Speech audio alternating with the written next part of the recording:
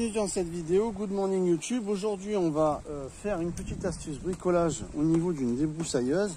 Alors comme tu le vois, comme tu le sais aussi, ces petits fils pètent tout le temps. Donc, on va faire un truc simple avec un petit rotofil qui coûte 20 balles. Hein. Celui-là je l'ai payé 25 €.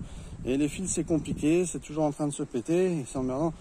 Voilà, donc on va faire un petit truc avec des tiges en acier comme ceci, hein. On va faire un petit bidouillage qui peut servir pour le bricolage pour éviter et customiser un petit peu son petit rotofil. Alors on va voir ce qu'on va faire. Tout est au feeling. Je m'appelle Paul de la chaîne Neverland. Je vous invite à vous abonner, à actionner la cloche en bas pour rester en contact. Alors on va faire un petit truc simple. On va bidouiller, on va voir ce que ça donne. Hop, avec du matériel très basique. Allez, on va voir ça. C'est parti.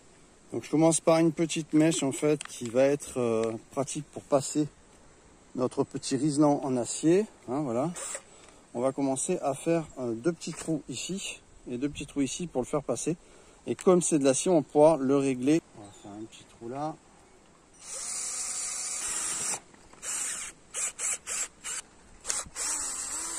Voilà, un premier petit trou. On va faire un autre juste en dessous.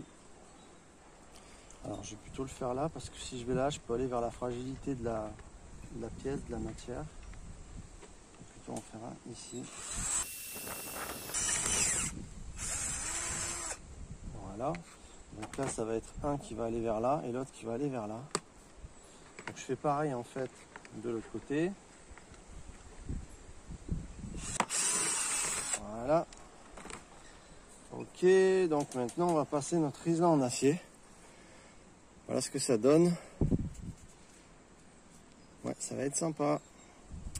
Ok, donc je passe mon riselant. Voilà. Comme ça, ici. Je viens de passer là. Ici, je viens de passer dans sa boucle. On ressort de l'extérieur. Voilà. Comme ceci. Et là, on va, avec un tournevis, on va tirer et vraiment le faire aller en butée correctement. Ok, donc on reprend notre riselant en acier. Alors normalement, il y a une pince exprès, mais enfin là, je ne l'ai pas sous la main. Hop. On va plutôt le mettre comme ça. Ils viennent se poser dans cette longue. Une fois qu'ils sont mis, ça donne ça. Reste à couper les longueurs pour ne pas que ça touche le cache en fait de protection. Donc on va l'adapter et on va couper. Je vais resserrer encore un petit peu ces deux parce qu'ils bougent encore un petit peu. Voilà, là on est bon, on est bien serré, on n'a plus qu'à couper. Donc ça s'est mis impeccablement dans son socle. On va couper les tiges. Je pense que les petites là vont dégager aussi. Attention, on y va. On coupe les tiges. Voilà. Celle-là c'est bon, donc pour ne pas que ça touche effectivement la protection. Et puis on fait pareil de l'autre côté. Bon, même si c'est pas mieux de le mettre un peu en biseau. Donc là lui il est un petit peu plus court puisqu'il y a là. Voilà. Faut pas qu'il touche, rien ne touche.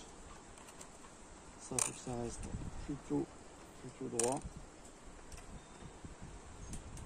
Voilà. Et puis lui c'est pareil, il faut le couper puisque en tournant effectivement il est trop long.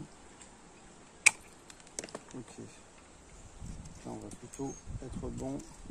Voilà. Faut être bon là, ça va être sympa. Bon, les petites là elles vont dégager, je ne vais pas les couper puisque de toute façon elles vont virer, c'est les restantes. Puis maintenant il n'y a plus qu'à tester, c'est parti.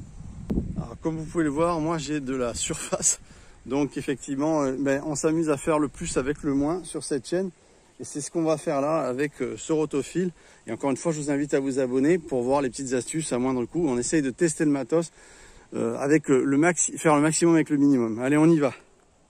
Je vais vous mettre tout le matériel en description, pas cher, les riselants, tout ça, tout ce qu'il vous faut. Ok, premier test. C'est parti. C'est le bronze là.